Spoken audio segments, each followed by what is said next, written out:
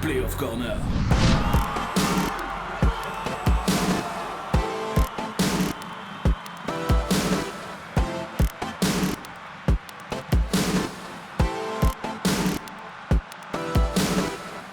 Salut tout le monde et bienvenue dans le deuxième épisode de Playoff Corner. On est évidemment bien entouré ici en studio. Je suis bien entouré pour cette deuxième. On va prendre le temps de débriefer cette deuxième journée de Champions Playoff et des Europe Playoff aussi parce qu'on a vécu un week-end assez riche en spectacles, riche en buts et quelques petites surprises aussi. Messieurs, je suis très heureux de vous avoir autour de moi. Swan est là, comme la semaine dernière. Salut Swan. Salut Vincenzo. Tout va bien? Ouais, vous commencez par le plus jeune, ça me flatte. Mais oui, mais on garde le meilleur pour la fin, Swan, c'est comme ça qu'on procède. Ici, Swan Borsalino. Johan Wallem, salut Johan. Salut Vincenzo. Tout va bien du côté d'Anderlecht? Ouais, ça va. Oui, ça va, ça marche. Ça bosse avec les filles? Énormément, oui, beaucoup de boulot. C'est bien parce que vous avez un large sourire. Ouais. C'est un challenge qui vous plaît et dont on reparlera encore et encore. Et puis, Michel Lecomte est avec nous. C'est le grand comeback, le plus grand comeback. Obligé de replonger. Voilà, Michel qui prend le rôle du sage aujourd'hui dans notre émission. Oui, on va essayer. Vous mettez la pression là, quand même. Mais non. Michel, on va parler. En gardant le meilleur pour la fin. Ah ben oui, mais écoutez, vous êtes quand même un repère pour nous tous. Comment ça va, Michel? Très content d'être là, en tout cas, très content d'être là. Puis en effet, ça m'a obligé à forcément à redoubler d'attention sur ce qui s'est passé ce week-end, qui était d'ailleurs assez passionnant. Et je trouve qu'on a pas mal de chances de vivre les playoffs qu'on vit dans cette saison quand même très particulière. Ouais, saison particulière, forcément de votre côté, c'est un peu plus de temps, un petit peu plus de temps libre. Ça veut dire que vous suivez tous les week-ends le maximum de rencontres possibles. Comment ça se passe là pour le moment? Non. Vous me prêtez des intentions. L'intention est souvent de suivre un maximum. Et puis après, il y a tellement de produits dans le produit foot aujourd'hui et autour de la couverture de la Pro League qu'on ne peut rien rater. Mais suivre tout, c'est en effet impossible. Donc on va chercher la crème, le meilleur. On revoit, on revisionne. Et en effet, ça c'est assez amusant. Et on prend du plaisir. Surtout. Et on prend du plaisir parce qu'il y a cette saison est passionnante, c'est vrai. Elle est effectivement.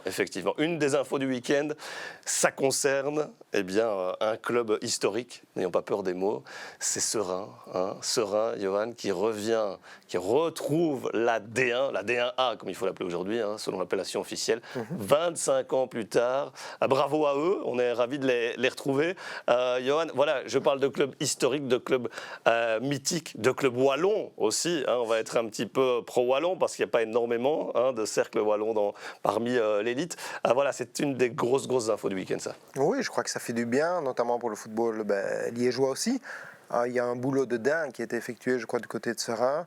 Il faut aussi dire grand chapeau aux personnes en place, aux joueurs, parce que le but d'atteindre ce championnat n'était pas simple, loin de là. Ils l'ont fait, à la surprise de beaucoup de personnes, je crois, et ils ont montré beaucoup de qualité sur tous ces deux derniers matchs joués. Donc moi, c'était un peu mon coup de cœur du week-end, parce que je trouve, c'est un peu de fraîcheur qui revient, un peu d'enthousiasme à la liégeoise, dont on aime, on adore ça. Michel, par rapport à ça. Non, c'est vrai qu'il n'y a pas photo. Donc, quand on a vu les deux matchs, les résumés, on se dit que c'est tout à fait évident que Seraing devait passer. Seraing passe. Seraing, en plus, dans cette D1A, vous l'avez dit, c'est l'accent wallon et l'accent liégeois. Ce sera forcément encore plus savoureux. Et puis, il y a l'Union qui est là. N'oublions pas qu'on va avoir cela en plus. Et ça promet, si on le regarde de notre point de vue, des explications magnifiques. On sera évidemment très attentifs au premier face-à-face entre le Standard et Seraing. Et puis moi, je voulais souligner la présence d'un Namurois, puisque vous savez que c'est ma province d'origine, d'Antoine Bernier, le joueur de Onhé, qui a marqué un superbe but. Magnifique. Le cinquième, il est magnifique, mais il ne fait pas que ça, Antoine Bernier. Et c'est aussi tout un club qui travaille bien au niveau des jeunes, qui est récompensé au travers du parcours d'Antoine Bernier. Coup de chapeau à lui et coup de chapeau à Seraing, en effet.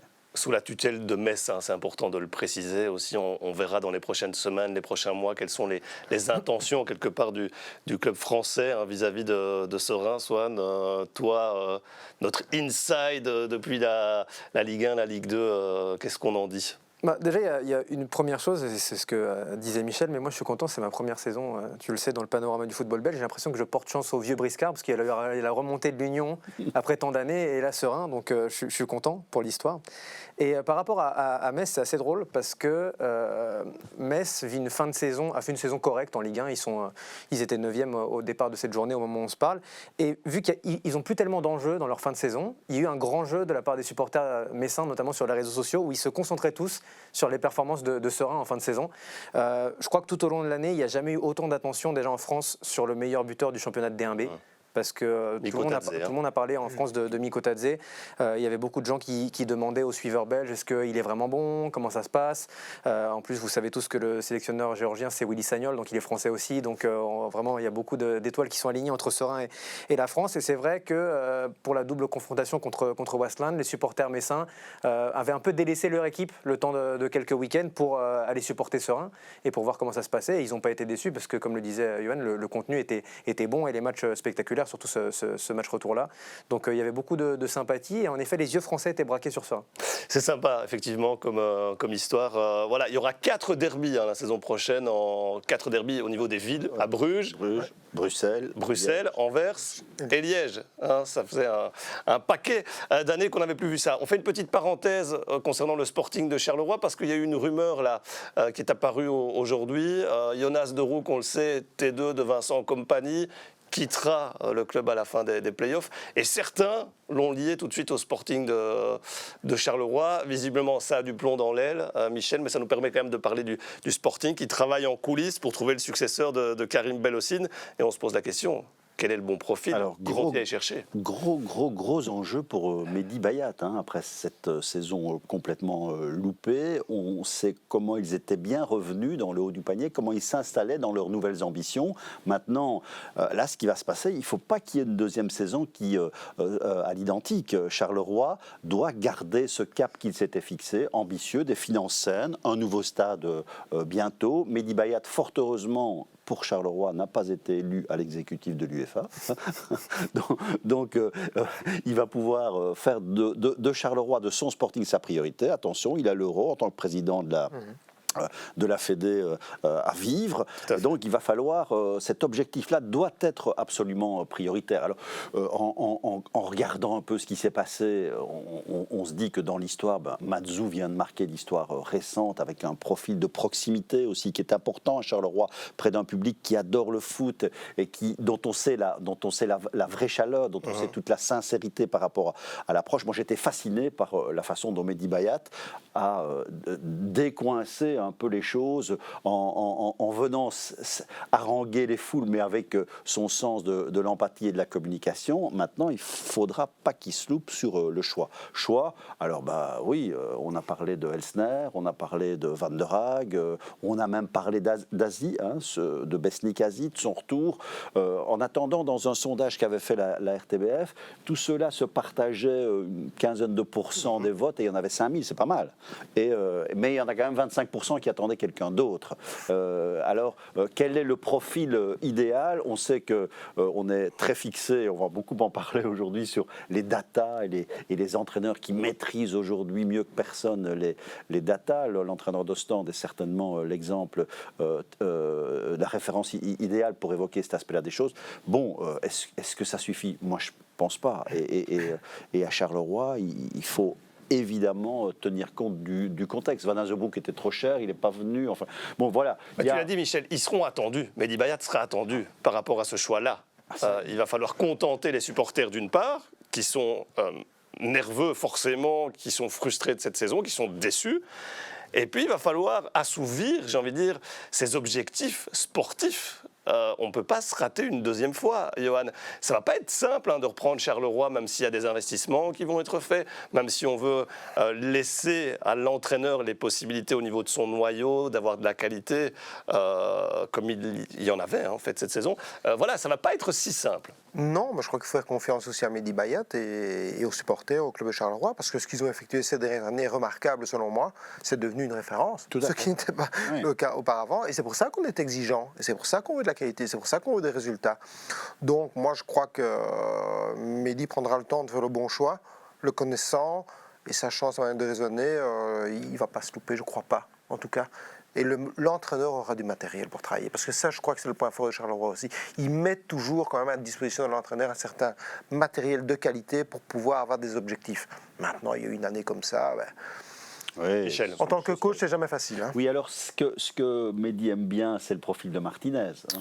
C'est à la fois. Roberto Martinez à Charleroi, Michel. Non, mais le profil, c'est-à-dire qu'il est à la fois entraîneur, directeur technique, et donc le lien avec l'école des jeunes, qui est une école où on travaille bien, hein, mais qui se fait souvent piquer ses meilleurs éléments par les plus puissants, les plus riches. Il faut continuer dans cette voie-là, avec des installations qui seront plus adéquates à la formation. C'est toujours indispensable. Mais voilà, ce profil-là, personnellement, moi, je vois pas. Non, je suis désolé, hein, je te coupe, Michel. Non, mais mais... par rapport au profil, c'est sûr que Martinez a un profil qui semble idoine pour Charleroi, mais il faut, je pense, noter que le temps des sélections n'est pas exactement le temps des clubs. La marge de travail, le métier de sélectionneur que Roberto Martinez fait très bien et qui connaît aussi d'ailleurs, il connaît l'autre versant puisqu'il connaît le métier d'entraîneur de club, c'est pas du tout la même chose. Et autant je trouve très intéressant l'idée qu'à Charleroi puisse arriver un profil qui est peut-être un peu plus 360 comme on dit aujourd'hui, avec peut-être de la vision sur la jeunesse, sur le centre de formation. C'est ça l'idée. Hein. Il faut. Évidemment, mais aujourd'hui quand on va arriver, et Johan le disait, on va être entraîneur de Charleroi, on va avoir du matériel, on va avoir très vite un besoin de résultats, que ce soit dans le jeu et aussi peut-être d'un point de vue comptable. Je pense que arriver à travailler sur tout un pan de résultats, ça va être très difficile. Tu veux dire que l'immédiateté bloque souvent les belles ambitions qu'on peut écrire sur un projet. J'aimerais que dans le football actuel, on puisse se dire que la personne qui va avoir la chance d'hériter de cette équipe-là va pouvoir mettre en place quelque chose sur 2 ans, avec du recul, etc. Mais tu n'y crois pas. J'y crois moins. Mais j'aime bien ce que tu as dit, de la chance que l'entraîneur aura d'entraîner cette équipe. Parce que moi je dis, c'est une chance de pouvoir entraîner Charleroi. Parce que quand tu sais ce qu'il y a derrière, sincèrement, il n'y a pas beaucoup de clubs comme ça, parce qu'ils ont des gens de qualité, ils ont une structure, ils ont un bon recrutement, et ils ont une école de jeunes très intéressante. Oui, et c'est vrai, hein, dans le staff de qualité, Pierre-Yves Hendricks, toute l'expérience qu'il y a chez Pierre-Yves Hendricks, qui connaît les arcanes, le fonctionnement sur le bout des doigts. En marketing, c'est la même chose. C'est Walter Chardon, et qui connaît tellement bien le tissu qu'il a fait vivre ce club différemment. Et tout ce qu'il y a, toute la dynamique qu'il y a désormais, voilà, il ne faut pas qu'elle se grippe encore l'an prochain. C'est ça. Donc c'est sans doute pour ça que Swan a raison, que le moyen terme, ça sera difficile à mettre en place, il y aura une immédiateté attendue. Un nom, parlant d'immédiateté, un nom. Moi je dirais... si vous pouviez choisir, si tu pouvais choisir. Moi je dirais Elsner, mais ce qui va quitter Courtrai alors qu'il vient d'y arriver, voilà. Je pense pas. Swan. Moi, j'en ai pas la moindre idée, donc je vais pas dire de bêtises. J'ai toujours promis de jamais dire de bêtises. Moi, c'est pas le nom que je sens. Hein. Non, mais dans le par profil. rapport à la discussion qu'on vient d'avoir, c'est ça. Oui. Non, pas du tout, je vois pas. Je veux pas me mouiller, parce que moi j'ai mes idées aussi par rapport à ça, par rapport à ce club-là, et je crois que dans les candidats, on peut mieux faire. Un profil belge ou un profil étranger? Ce sera ma dernière question sur Charleroi par rapport à l'entraîneur. Ça ne m'étonnerait pas, même si ça vient de l'étranger. Même bon, je crois qu'il y a du bon matériel aussi en Belgique. En parlant d'étranger, tiens, Eden Hazard, il a fait forcément l'actu toute cette semaine, hein, messieurs, avec une question clé qu'on va poser directement, que je vais vous poser. Est-ce que Eden Hazard doit quitter le Real Madrid à la fin de cette saison? Voilà, j'ai un peu plus d'avis que sur l'entraîneur de Charleroi. Pour le coup, là, je dirais oui pour que lui et tout le monde puissent avoir la paix, dans le sens où... je pense que c'est très important et qu'on a beaucoup de mal à prendre du recul déjà de manière générale dans le football, mais alors quand ça concerne le Real Madrid, qui est peut-être le plus grand club du monde, mais à la fois aussi une belle essoreuse à joueurs, je crois qu'on n'arrive pas trop à prendre ce recul-là, qui est souvent nécessaire. Je pense que tout ça est arrivé au final après ce match de Ligue des Champions aussi, où le Real est éliminé face à une très brillante équipe de Chelsea, je trouve, et où on se dit, voilà, Hazard, il élimine plus de joueurs, Hazard, il est fini, Hazard, il est ceci, Hazard, il est cela. Déjà, je trouve que, voilà, je pense que les gens sont plus fatigués d'entendre ça que Eden lui-même, à mon avis, connaissant un peu le profil de l'homme. Mais après, je pense que voilà, il faut remettre le contexte du Real. Moi, je me rappelle, et voilà, tu vas encore me taxer d'être français, mais je me rappelle d'arrivée de Nicolas Anelka au Real Madrid. Il était voilà, pareil, annoncé, il va être génial, etc. Et Nicolas Anelka, qui est peut-être un peu plus fou que Eden, n'a pas supporté le traitement qui lui était réservé au Real.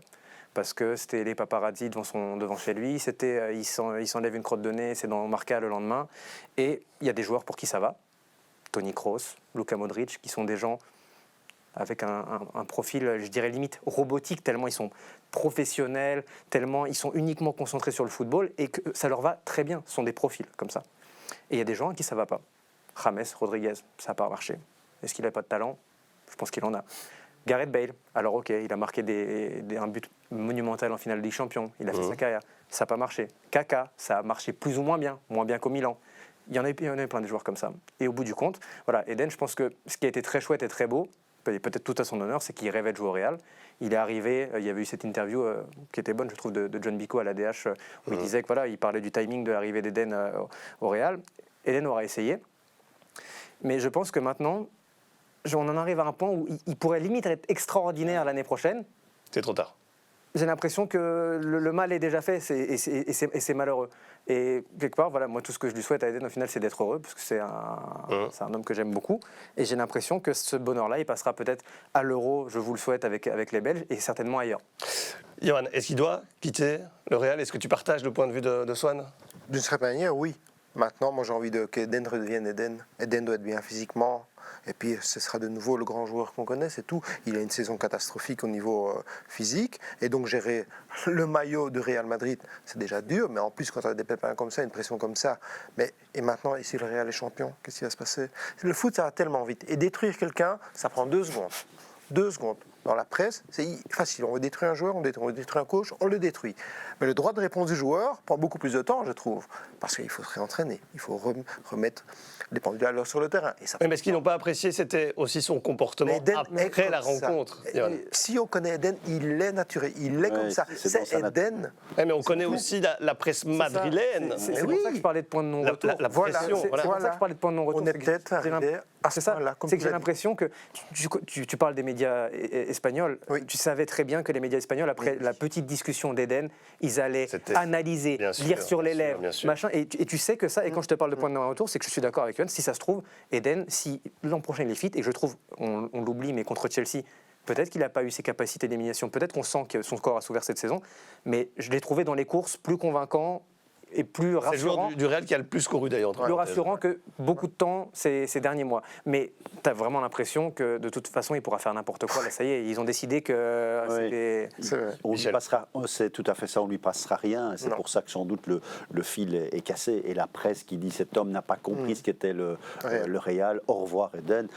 Eux non plus n'ont pas compris ce qu'était Eden parce qu'il est franchement totalement différent de beaucoup de joueurs qu'on connaît, qu'on côtoie, qu'on voit, qu'on observe, qu'on commente. Et en effet, on ne changera pas Eden. Eden continuera de rire après un match parce que, c'est comme ça qu'il n'imagine pas le mal, parce que c'est une vraie maladresse, oui, et qu'il n'imagine pas que ça puisse être exploité comme ça a été exploité. Et puis alors on sort après un communiqué, un Vive Madrid, où on a bien compris que c'est pas lui qui l'avait écrit. Vous savez, j'ai jamais oublié ce qu'Eden avait dit dans ce merveilleux documentaire Histoire de famille avec Benteke que vous avez vu quand il dit j'ai dû être africain dans une autre vie. Et Eden, il y a ça en lui qui est tellement atypique, tellement différent que surtout qu'on nous ne le change pas, qu'à force de frapper dessus, on modifie la sincérité, toute la richesse de cet homme-là.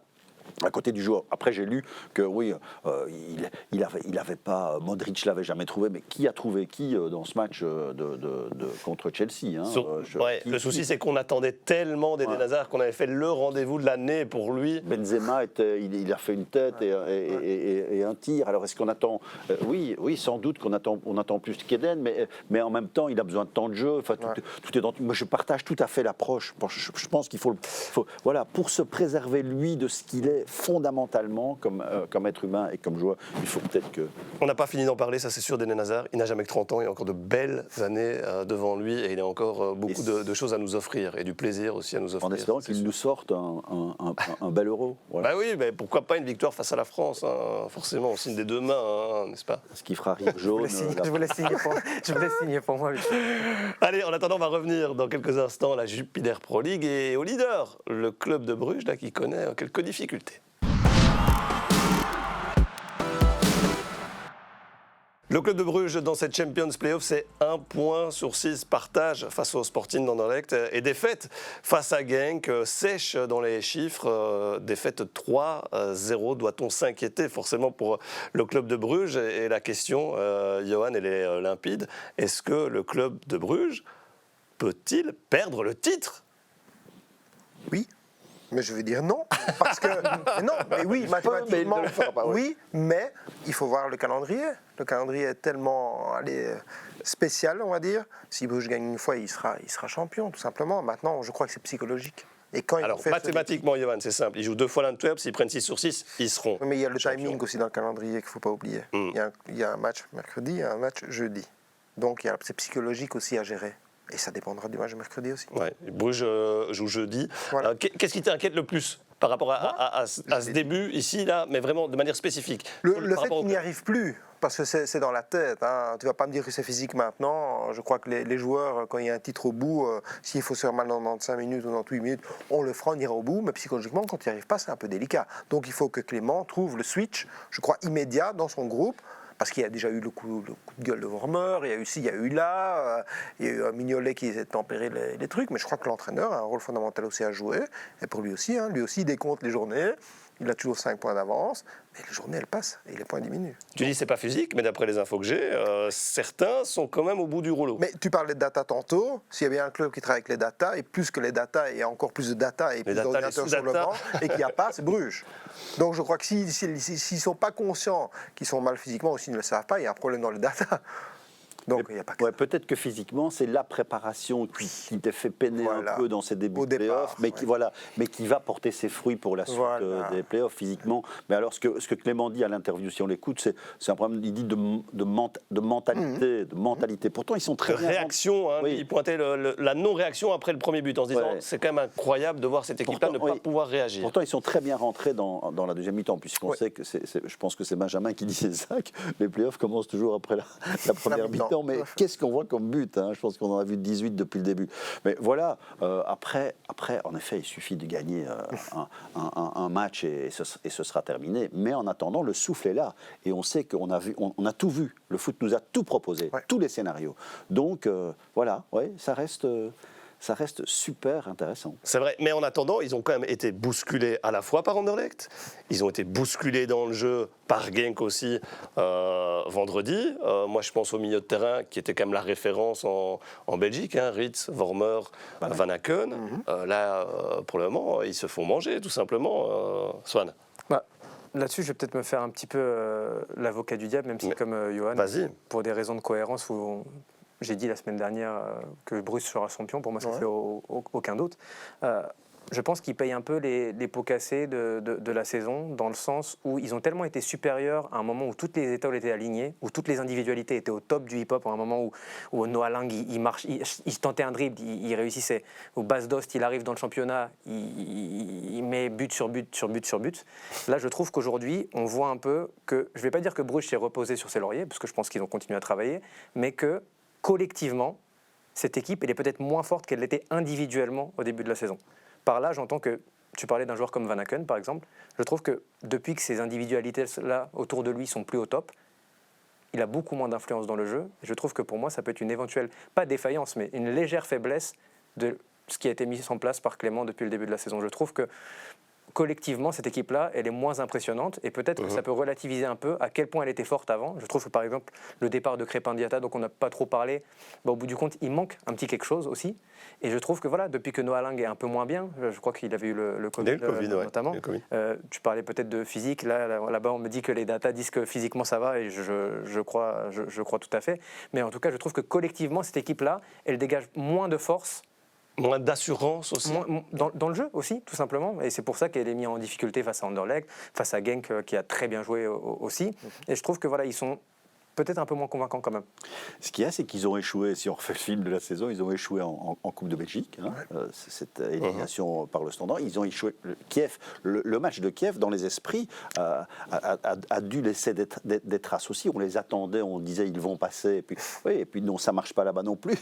La pire des catastrophes, ce serait qu'ils ne le soient pas, mais je ne le crois pas. Et en effet, dans les individualités, ce que Swan dit, ce qui réussit à un moment, mais c'est le foot et le piment, la fragilité qu'on sent de Bruges pour le moment donne à cette compétition, c'est quand même fantastique. C'est clair que c'est le meilleur des scénarios finalement dans ces playoffs. On se disait qu'ils ne soient pas champions trop vite. Merci Bruges. Imagine s'il avait été battu par Anderlecht. Non mais c'est ça. Donc moi je crois que l'aspect psychologique est fondamental cette semaine-ci. Pour moi c'est une pierre dans leur jardin pour la saison prochaine aussi. De se dire que voilà, il faudra. On est Bruges, on a des joueurs incroyables, on a la capacité de retenir des joueurs incroyables, d'attirer des joueurs incroyables, mais il faut quand même continuer à travailler footballistiquement aussi, parce que derrière ça bosse, et c'est ce qu'on voit sur ces playoffs. Ouais. Et ce qu'il y a aussi, les moyens dont Bruges bénéficie avec ses participations successives. On s'est dit, on ne les reverra jamais. On l'a dit souvent, on l'a entendu régulièrement, on ne les reverra jamais. Ils sont partis avant que. C'est pas encore le Bayern de Belgique. Voilà, manifestement. Ça sonne bien le Bayern de Belgique. Ah ouais, c'est pas encore le cas. C'est pas encore le cas. Bon, si je vous comprends bien, une victoire face à l'Antwerp, et c'est peut-être le match déclic, le match qui pourrait les relancer ou les lancer définitivement vers ce titre qui est là à bout de points, on le sait. J'aimerais bien quand même parler de Genk, équipe totalement libérée depuis ce succès en Coupe de Belgique. C'est pas illogique, avec des joueurs offensifs. On en a déjà tellement parlé depuis le début de la saison, mais un trio magique, soyons clairs. Mais j'aimerais bien quand même insister sur ce trio du milieu de terrain. Rosowski, Heinen, Torstvedt. Voilà, outre le but qu'il met ce garçon-là, l'assist qu'il donne aussi, voilà, c'est l'équilibre, le cœur de jeu, Johan, qui fait la différence ces dernières semaines aussi. Brian Heinen, pour moi, est un des meilleurs joueurs du championnat belge, et peut-être un des plus sous-estimés aussi. Je l'ai eu, et je peux vous dire l'impact qu'il a dans un groupe, sur le terrain, hors du terrain. C'est quelqu'un qui est exceptionnel. Il reflète un peu la philosophie de Genk parce qu'il revient aussi de très lourdes blessures, il ne faut pas l'oublier. Mentalement, il est très fort aussi. Et je crois que Genk, il surfe sur la vague pour l'instant. Il y a eu des clics en coupe contre le Standard. Et depuis, Van den Brom est aussi comme ça, on le connaît. Une fois qu'il surfe sur une vague positive, c'est un entraîneur qui amène beaucoup d'enthousiasme dans le groupe. Et ça marche. Bongonda est libéré. Mais alors là, c'est vrai, on connaît Théo, mais à ce niveau-là, franchement, j'ai rarement vu. Donc oui, Genk n'a rien à perdre, il a tout à gagner. Heinen, c'est Philippe Clément qui nous disait ça il y a 2 ans quand il était entraîneur de Genk. Il disait Heinen, c'est un diable rouge en puissance. J'ai toujours dit, je l'ai dit aussi à Roberto Martinez plusieurs fois. Maintenant, il y a des profils qui plaisent, d'autres moins. Et... Ça pourrait pas être la surprise de Martinez vu que je crois ça a été élargi à 26, non ? Je crois pas. Je sais pas. Je lui souhaite. Tu sais comment on discutait de Bongonda aussi. Mais bon... Tu sais, c'est difficile quand tu as eu un joueur comme ça sous tes ordres et tu sais le rendement qu'il a eu pour toi et pour ton équipe, pour ton groupe, où il a amené le U21 aussi. C'est difficile de juger s'il peut aller plus haut maintenant, surtout qu'on est à quelques jours de la sélection. À quoi ça tient aussi? Parce qu'à un moment, Van den Brom était sur la sellette. Ah oui, ils ont hésité.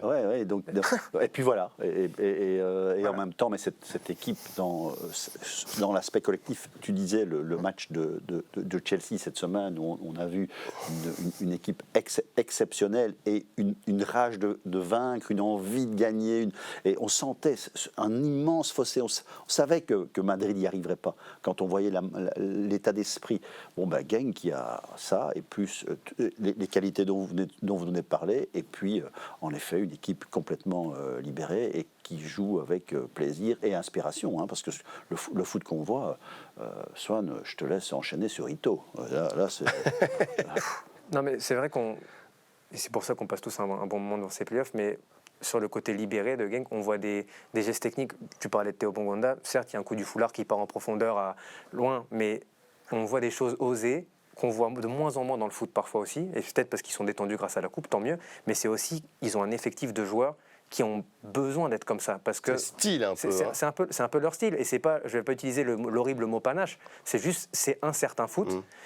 Et on peut même parler d'Onwuachu là-dessus, sur les protections de balles, sur ses conduites. Le sur contrôle qu'il fait de l'extérieur du genou, là. C'est que du plaisir, beaucoup de plaisir. Et en effet, Michel me lançait sur Ito, parce que je sais pas, en effet, c'est peut-être pas le joueur le plus marketing, bankable, etc. Peut-être un peu plus Kayden quand même, qui j'avoue est très voilà, low profil et trop.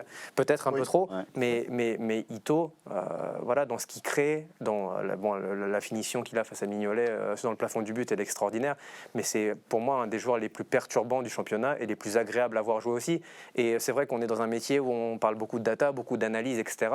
Et il y a quand même aussi une idée générale, une impression générale qu'une équipe elle laisse. Et quand on regarde un match de Genk, même si on n'est pas supporter, même si on ne travaille pas, moi je vous donne ma situation personnelle, je regardais un peu à côté aussi Lille-Lens parce que c'était le sommet du championnat français.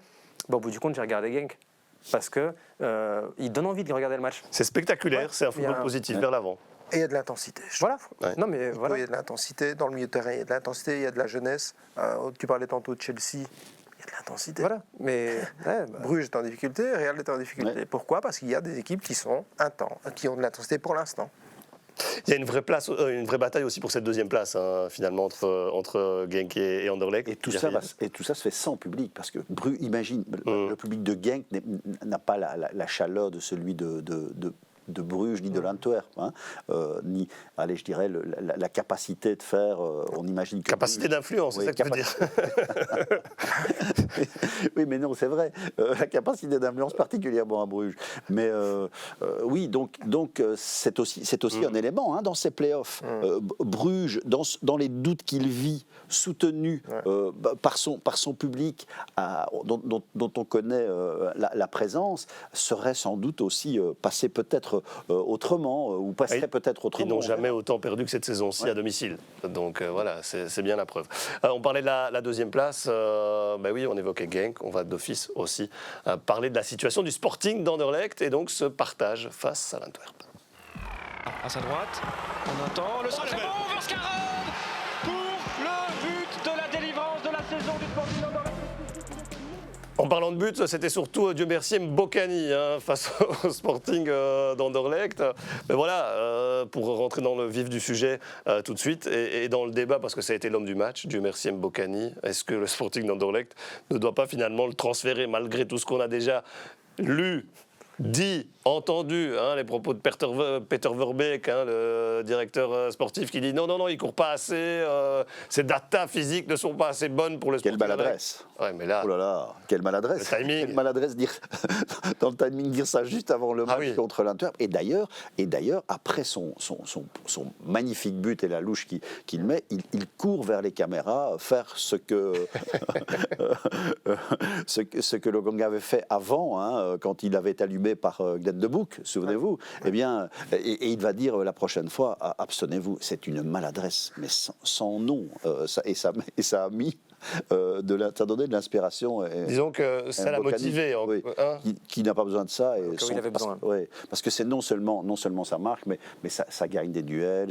C'était le meilleur joueur. Il sait tout faire, du merci Mbokani. On le sait, footballistiquement, il nous a régalé. Ça, c'est de clair. là à dire qu'il faut le transférer. Ah mais vous allez répondre à cette question-là, Swan. Je réfléchis. Ah non, mais on a quand même pu préparer l'émission, t'as pas le temps de réfléchir maintenant. C'est important, on réfléchit plus parfois quand on parle. Non, je pense que je comprends la raison pour laquelle à Anderlecht, on pourrait réfléchir à le signer, dans le sens où, pour moi, ce serait logique qu'il ne soit pas forcément la première option des Mauves. Voilà. Après, si la question se pose de savoir est-ce que, Dieu merci, Mbokani a les qualités pour être plus qu'utile et important à Anderlecht aujourd'hui, pour moi, on signe des deux bras. Après, quand vous voyez les éventuelles réactions qu'il y a eu après la signature de Rafaelov, qui était déjà trop vieux alors qu'il est plus jeune que Mbokani, je crois, ou du même âge, la nuance entre Rafaelov et Mbokani, c'est sans doute que Rafaelov est plus simple à gérer que Mbokani ne peut l'être dans un collectif. Oui, mais après, Michel... C'est peut-être, à mon avis, ça tient à ça. Mbokani, Bruxelles, c'est chez lui. Kompany le connaît par cœur. Il sait très bien comment il doit le gérer. Mbokani ne va pas s'entraîner tous les jours. Il va s'entraîner 2 fois, 3 fois par semaine. Voilà. Comme le disait Swan, il ne va peut-être pas jouer 50% des matchs. Mais si c'est une option à prime, s'il est là, pourquoi ne pas le faire ? Il arrive gratuit. S'il ne demande pas 1 million d'euros par an. En tout cas, Compagnie a répondu à Verbeek, ce qu'il a dit après le match. Ouais, on sent qu'il y avait un peu de, je vais pas dire de friture sur la ligne, mais manifestement pas tout à fait aligné. Ouais. Hein, et il a dit après le match, c'est lui, on est battu par Mbokani. Johan, je te vois tiquer par rapport à Non, Mbokani. oui, c'est un peu l'approche différente qu'on a parfois dans certains pays. À partir du moment où tu es un joueur, je trouve, aussi performant, aussi bon, qui est le meilleur dans sa position en Belgique, on peut faire le link avec Anderlecht qui veut redevenir. Maintenant, il y a d'autres paramètres qui rentrent en ligne de compte au niveau du scouting. Pas uniquement la course, il y a les blessures, il y a beaucoup de choses, il y a le salaire, il y a beaucoup d'éléments qu'on oublie parce qu'Anderlecht est en train Je crois que c'est surtout le salaire. allez. recréer. Voyons. Non, il y a autre chose aussi. Mais Mbokani, franchement, c'est le meilleur. Désolé. Ben, il ne faut pas être désolé, c'est la vérité. Si, parce que, bon, allez, je suis mal placé pour juger Anderlecht maintenant. C'est vrai, c'est un peu me mettre en porte-à-faux. Mais si un jour, il y a un entraîneur, enfin, si moi un jour je peux entraîner Mbokani, qui me joue de 15 matchs et qui me plante 25 buts, c'est assez, hein. Ma saison est réussie. Hein. Non, mais c'est comme ça. Il y en a marqué combien contre Anderlecht? Voilà. C'est 7 buts. 7 buts. En Italie, tu sais, j'ai connu un joueur qui s'appelait Di Natale. Il s'entraînait une fois par semaine avec le groupe. Il s'entraînait à part et quand il voulait. Et s'il ne voulait pas s'entraîner, il ne s'entraînait pas. Le mec, il marquait 25 buts par an. Et on n'a jamais vu un aussi bon buteur. Donc, c'est une question de gestion.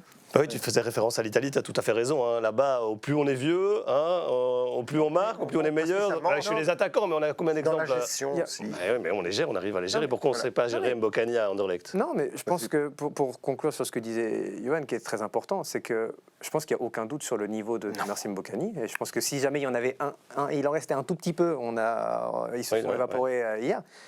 Mais aujourd'hui, encore plus avec la crise du Covid, il faut avoir conscience du marché des transferts aujourd'hui. C'est-à-dire que le fait de recruter des jeunes, c'est pas une obsession. Il n'y a pas un illuminé qui a un jour dit il faut recruter des jeunes. C'est qu'aujourd'hui, il y a clairement, il faut le dire, c'est pas très romantique, mais il y a aussi des logiques spéculatives dans les transferts. Et signer un joueur, déjà qu'on était quand même dans une dynamique où c'était quand même mieux vu de signer des jeunes joueurs et moins bien vu de signer des joueurs plus âgés. La question, elle rentre en compte de l'investissement qu'on fait, le retour sur investissement qu'on a. Et même si les buts et les bons matchs sont un des retours sur investissement possibles, aujourd'hui, quand tu as le profil d'un joueur qui a 35 ans, qui est excellent, et d'un joueur qui a 26 ou même mieux, 21, 22 ans, et qui est peut-être un peu moins bon et sur lequel tu vas prendre peut-être un peu plus de risques, les clubs, ils se posent la question. C'est triste, mais c'est comme ça aujourd'hui. Oui, mais Swan, sur un noyau de 25 joueurs, tu peux te permettre d'avoir 2 joueurs de 35 ans qui ne vont pas te faire gagner de l'argent à la revente, parce que voilà, ça, on connaît le marché, mais qui vont te faire gagner des matchs, qui vont te faire gagner mais je ne veux pas faire du jeunisme. Hein. Le but, c'est pas du jeunisme, c'est juste d'expliquer le contexte autour duquel aujourd'hui les clubs sont obligés de travailler. Ouais. Je pense que c'est le cas en tout cas. Ouais. Surtout au niveau financier. Voilà. C'est un paramètre qui est devenu difficile à gérer, très difficile. Mais donc les chances de voir Mbokani en mauve. À part Bruges. Oui, Bruges. Mais non, Genk, parce que Bruges et Genk, ça va être, la situation de Genk va sans doute être plus intéressante financièrement après le match. Genk, c'est une autre philosophie. Ils savent que tous les 3-4 ans, ils vont jouer pour le titre. Et à part ça, ils savent qu'ils vont avoir difficile. Donc ils gèrent. Bruges, par contre, ils ont beaucoup de moyens financiers, beaucoup de qualité. C'est différent.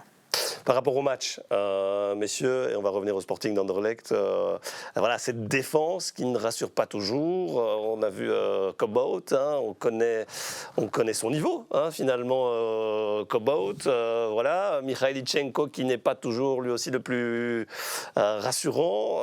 On vient de changer de gardien, on vient de mettre un gamin dans les buts aussi. Johan, par rapport à cette défense anderlechtoise, est-ce qu'elle peut tenir le coup là pour aller chercher cette fameuse deuxième place? Oui, franchement oui. Maintenant, on parlait des Mbokani il y a quelques secondes, les 15 minutes de Mbokani, il n'a pas touché un ballon. Je suis désolé, il a changé après, quand Verkoten a un peu changé de position, etc. Et après, Miasga, pour revenir à Anderlecht, il marque quand même le but et il sauve un peu son match, un peu la défense. Donc, il y a du potentiel. Cobbout, je le connais comme ma poche.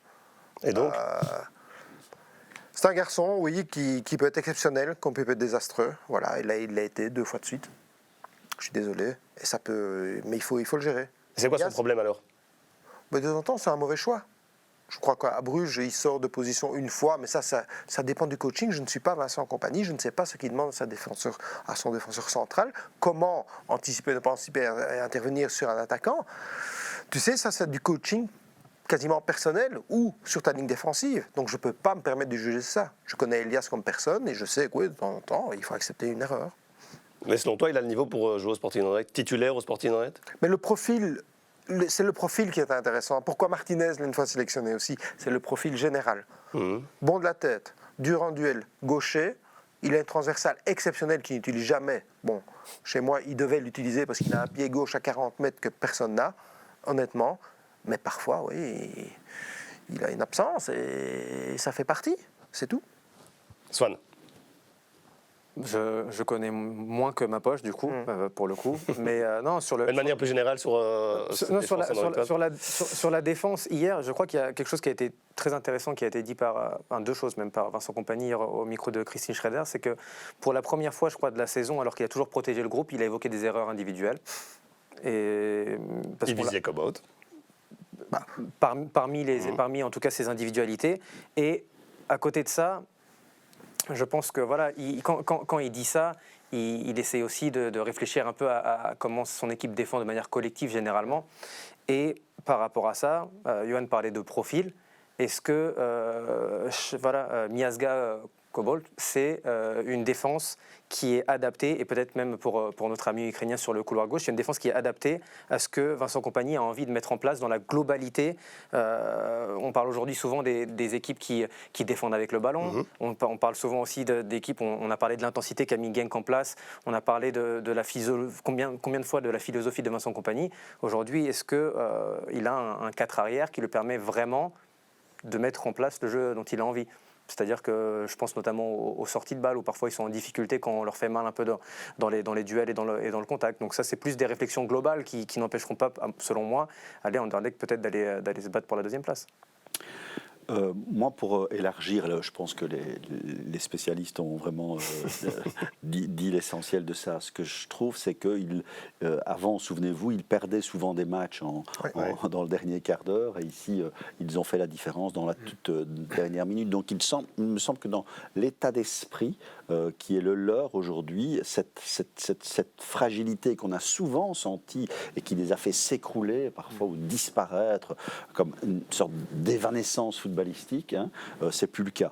Donc voilà, et avec le talent qui est manifeste, cet Anderlecht-là a toutes les capacités de terminer en deuxième position. On oublie quand même qu'ils sont en reconstruction. Ouais. Il y a quelques mois d'ici, on les massacrait. C'est vrai. Ils ont accroché. Mais je trouve que les progrès ont été fantastiques sur les 2 derniers mois en termes de maturité footballistique. C'est une équipe difficile à manier désormais, le Sporting d'Anderlecht. Non, mais de toute façon, pourquoi on ne dit pas aujourd'hui que c'est bien et que c'est tout bénef et que le travail il se met en place? C'est juste parce que c'est Anderlecht. Voilà. C'est la seule raison pour laquelle aujourd'hui on s'attarde sur les erreurs individuelles, qu'on analyse, qu'on est exigeant, etc. Mais c'est à la fois ce qui est positif et négatif dans un grand club. C'est juste ça, parce que sinon, bravo à eux d'avoir gardé Vincent Kompany alors que dans notre club on l'aurait lourdé. Et je trouve d'ailleurs ça c'est assez intéressant, mais globalement dans le foot européen, et peut-être c'est par manque de pépettes comme disait Johan aussi, mais on a gardé des coachs cette saison, à tout plein d'étages, à tout plein de niveaux différents, et souvent ça a souri. Mais en effet, là on se permet d'être exigeant et de douter et de titiller parce que c'est Anderlecht. Mais on fait pareil avec d'autres équipes, mais c'est une réalité. Aujourd'hui, sinon on se dirait, ce serait au stand, on se dirait c'est extraordinaire, c'est déjà bien, etc. Avec Anderlecht, on ne sait pas dire ça. C'est logique que le prisme soit différent. Et en même temps, ce qui s'est passé là, dans ces dernières semaines est tout à fait rassurant. On voit que ce qui était flou devient très net. Et les intentions qui avaient été manifestées, elles sont désormais davantage avérées. Et on sent que le projet a pris vraiment de la consistance et la confiance faite à Kompany est certainement l'élément moteur de cela. Quand on peut compter sur une belle injection de capitaux aussi, avec Mark Cook, ça va quand même libérer de tous les clubs. Voilà, quelques enveloppes pour le futur mercato. Allez, on parlait d'Anderlecht, on termine l'émission avec le Standard. C'est Bodin qui égalise pour le Standard. 2-2, but du gardien. Ah oui, ça c'était un événement marquant de la saison du Standard. Hein, Bonsoir Patrick. Voilà, bonsoir Patrick Stein, avec le but de Bodard, qui était l'homme du match ce week-end. La victoire précieuse dans ces playoffs 2, hein, selon l'ancienne appellation, où il y a énormément de buts d'ailleurs. Malines qui a maintenu le suspense en battant Ostende, petite parenthèse, succès 5-3. Tout est relancé là désormais, et tant mieux. Le Standard peut encore y croire, hein, cette fameuse 5e place qualificative pour les préliminaires de la Conference League. C'est passé tout près. On va revenir sur Bodard, hein, qui était fautif la semaine dernière à Ostende sur certains buts, voilà, qui a été fautif aussi, hein, sur le moment de pénalty, qu'il le sort, qui a eu quelques arrêts déterminants également, Michel. Oui, donc c'est vrai qu'il a eu une saison globalement réussie. Bodard, on sent la force de sa personnalité dans la tradition des grands gardiens que le Standard a connus. Il est désormais bien installé dans ce siège-là. C'est un gros travailleur aussi, c'est un gars d'équipe, donc beaucoup de qualités, beaucoup de choses positives, mais bon voilà, sa jeunesse fait qu'à ce poste-là, on fait une erreur, on le paye souvent cash. Et on s'est dit que la faute qu'il fait sur l'attaquant gantois allait coûter cher et allait coûter 2 points. Regardez à quoi ça tient. Il arrête ce penalty plutôt mal donné par Vadis. Hein, mais en même temps, le Standard reprend les 3 points et revient à 2 points d'Ostende. Et si Ostende échouait aussi dans l'avantage qu'il avait pour s'imposer dans ces playoffs 2 qui seront européens à coup sûr, ben voilà, autant c'est ouvert en playoff 1, autant ça l'est aussi en playoff 2. Et Bodard, mais pas qu'après la défaite 6-2, c'est difficile à digérer. Hein. C'est vrai. Il faut remettre un groupe en selle, il y avait beaucoup de blessés, il y avait beaucoup d'absents, ils l'ont fait dans la manière. Bon. Et beaucoup de changements, Michel, aussi, parce que Bodard, c'est pour ça que je parlais de lui, et ça tombait très bien qu'on avait ce commentaire-là, cet extrait sonore, parce qu'il représente la jeunesse liégeoise, et là, il y avait 5 changements opérés par Mbailey, qui avait quand même cassé ses leaders, hein, ses cadres. Mehdi Carcella, on ne le reverra sans doute plus cette saison-ci, hein, parce que là, il s'est fait bien piquer par son entraîneur, Maxime Lessienne, qui n'était pas dans le groupe, Bastien qui était sur le banc aussi, 2 jeunes gamins, Del Ferrière, Calu, titulaire, Johan, ben voilà, le coach a parlé, et puis le coach a agi aussi quelques jours plus tard. Je crois que par rapport au match du Standard et la situation, les coachs ont parlé, parce qu'il y a eu l'interview de Van Azebroek aussi, qui pour moi elle est fantastique, parce que les 2 hommes en jaune, soi-disant, etc. Je vais enlever un homme en jaune, je vais rester sur Bodard, qui était Il est très bon, c'est vrai, Van Azebroek dans son interview d'après-match. Oui, mais c'est comme ça. Je crois qu'Mbailey aussi, dans ses propos, il a osé dire des choses qui de temps en temps on n'aime pas entendre, mais c'est comme ça, il ira de l'avant avec ces personnes-là, cette mentalité-là, parce que le club croit en ça, les présidents croient en ça. Il faut respecter ça aussi, mais on ne parle pas de la même manière si Gand avait marqué, parce que Gand a eu pléiade d'occasions pour finir le match. Gand doit prendre un point, soyons clairs, à ce que c'est un samedi, c'est sûr. Au minimum un point. Au minimum. Alors on peut comprendre la frustration, on peut comprendre ce que vous prenez là, mais c'est la beauté des playoffs. Et moi, c'est ce que j'adore, parce qu'on encense Ostende. Mais honnêtement, moi, je ne suis pas si sous le charme d'Ostende. Hein, je vous le dis honnêtement. Hein, les datas, c'est bien. Mais non, les datas, c'est bien, etc. Mais bon, moi, je crois qu'il y a d'autres clubs qui sont meilleurs qu'Ostende, même si on peut être battu 6-2, pour ne citer personne. Et donc, tu n'aimes pas la philosophie et le jeu d'Ostende? Je ne dis pas, parce que c'est la première fois que j'entends ça cette saison. Je n'aime pas. De temps en temps, je commence à avoir des boutons quand on parle de data. Fatigué un peu. Des data, oui. Parce que c'est la nouvelle tendance. Dans le foot féminin, ça arrive aussi, hein, visiblement. Non, oui. Dans combien d'années? Quand on mettra les... Non, mais c'est comme ça. Quand on mettra les moyens. Mais non. Mais je crois que le Standard, ça reste le Standard. Le Standard, ça vit, ça doit vivre. Et maintenant, là où ils sont, ils vont devenir dangereux. Pourquoi? Parce que c'est le Standard. Et là, ils ont pris une claque, ils sont nous reboostés, c'est reparti. On est reparti de rien, on avait tout perdu, soi-disant 5 changements. L'histoire Carcella, etc. On est battu, on a un peu de chance. Et Bodard fait un penalty. Il a dit lui-même, ça c'est juste une fraction de seconde que j'hésite. Il reconnaît son erreur et il sort. C'est le club. Le Standard est reparti grâce à cette victoire, ouais, comme dit Johan. Oui, mais comme pour les playoffs 1, il reste 12 points, Voilà. 12 points à prendre. Hein. Et donc, ce standard-là avait besoin de cette victoire. Il fallait ces 3 points-là. Ils les ont obtenus dans des circonstances qu'on vient d'évoquer et avec une certaine réussite. Bah, maintenant, en effet, c'est ouvert. Mais bon, le noyau du standard, malgré de la jeunesse et du talent, sera-t-il suffisant pour aller au bout? En tout cas, la mentalité, Lady, il nous faut ça. Sans ça, on n'ira pas. Et, La base. et on verra notre prochain critère avec la direction, c'est cette approche club d'abord, individualité ensuite. Ça va être compliqué, hein, cette équation-là dans le football aujourd'hui. Ce sera pas simple, mais en même temps, voilà, il le martèle, c'est parce que bon, bah, il en a besoin. La difficulté pour eux, c'est quoi? C'est qu'ils n'auront pas les moyens, comme Bruges, comme Genk, de faire de gros transferts. Hein. Ils vont essayer de vendre un peu quand même pour renourrir les caisses, et puis à côté de ça, ils feront des locations prioritairement, je pense. Donc place aussi à la jeunesse quelque part. Et alors, il y a Il n'y a pas le choix. Et voilà, et de ce côté-là, la jeunesse, mais qui est en train de réussir sur d'autres fronts que le front liégeois, hein, donc il faut y aller. Moi, 2 choses là-dessus. Je pense qu'on disait que Genk était libéré parce qu'ils n'avaient plus rien à perdre. Je crois que le Standard, après avoir vécu une défaite en finale de coupe et un 2-6 à Ostende, au final, avec un entraîneur qui vient de prolonger, donc avec un petit peu de latitude pour l'année suivante, je crois qu'en effet, là, ils sont dangereux parce que c'est une bête blessée où on se disait déjà qu'ils de toute façon, ils s'étaient foutus en play-off. Donc maintenant... C'est ce que vous avez dit ici la semaine dernière. Ouais, non, mais parfois on dit des bêtises, hein, mais il faut savoir le reconnaître, c'est important.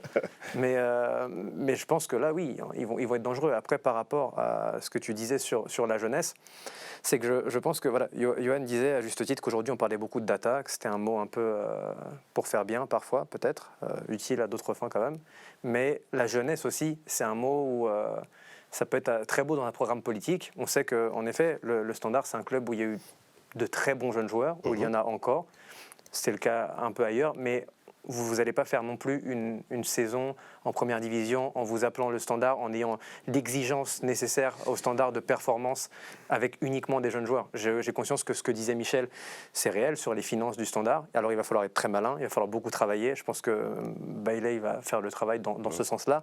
Mais il ne faut pas non plus vendre aux supporters du Standard un truc où vous allez avoir des jeunes joueurs et ça va être soudainement l'Ajax et vous allez faire demi-finale de Ligue des Champions. C'est-à-dire qu'il y a des jeunes joueurs de qualité, il y a un bassin footballistique, mais à côté, il faudra qu'il y ait du travail et des bonnes idées, sans quoi il ne faut pas vendre aux gens. Et des beaucoup à faire, ouais, voilà, ils vont. Ouais, mais moi je reviens sur le. Je suis d'accord avec toi, on a peut-être dit ça, mais je crois que l'excès ne va pas. L'excès de data ne va pas. L'excès de jeunes ne va pas. L'excès d'enthousiasme ne va pas. Et je l'ai toujours dit, et je le répète là encore, comme la semaine dernière, un rien en plus de stabilité au niveau du Standard, ça change tout. Un rien. Et le message de My Day, c'est ça. Hein. Donc l'excès ne me plaît pas. Dernière chose, on va conclure là-dessus, et ça c'est une lueur d'espoir pour tous les supporters, c'est Zinho Van Heusden qui était là, qui a fait tout l'échauffement avec ses coéquipiers, qui a finalement regardé le match en tribune. Voilà, on parlait de leader la semaine dernière, lui, ça c'est assurément un leader avec un L majuscule, soyons clairs. Je serais content de le revoir, et je pense qu'on va peut-être le revoir là en fin de saison. Je ne dis pas qu'il va être titulaire sur les derniers matchs, hein, mais Johan, on en a parlé souvent de ce joueur-là. Voilà, ça c'est le point positif peut-être de la fin de saison pour le jeune joueur. Ouais, même pour le football belge. Hein. Ouais. Tu possèdes un joueur comme ça, avec ces qualités-là, dans cette position-là, et ce charisme et ce talent, oui, c'est positif. Maintenant, il a sa fragilité physique, dont il faudra faire très, très, très attention, même dans cette fin de saison. Parce que quand tu reviens, attention, tu remontes au top, mais tu as toujours un petit creux encore après. Hein. Et là, il reste quelques semaines, mais après, il y a une saison derrière qui va enchaîner. Donc, tu ne prendrais pas les risques?